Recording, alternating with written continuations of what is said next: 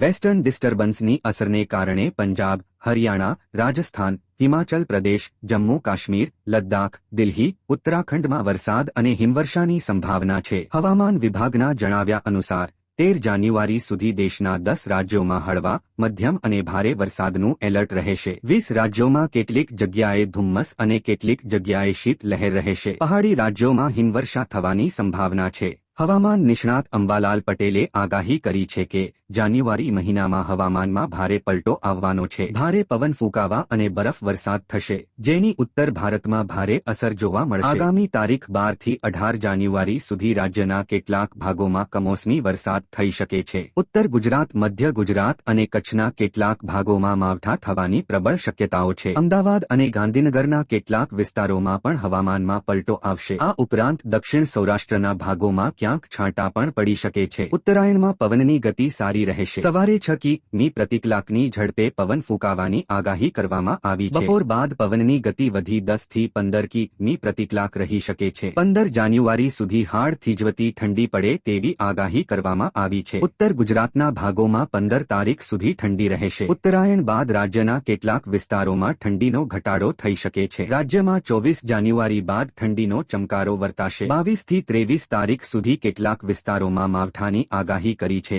બનાસકાંઠા, દેવભૂમિ દ્વારકા, ગાંધીનગર, જામનગર, મહીસાગર, મહેસાણા, પાટણ, રાજકોટ, સાબરકાંઠા સહિતના જિલ્લાઓમાં 14 ડિગ્રી ન્યૂનતમ તાપમાન રહે તેવી સંભાવના છે. આ ઉપરાંત ભરૂચ, ભાવનગર, નર્મદા, પોરબંદર, તાપી સહિતના જિલ્લાઓમાં 17 ડિગ્રી ન્યૂનતમ તાપમાન રહે તેવી સંભાવના છે.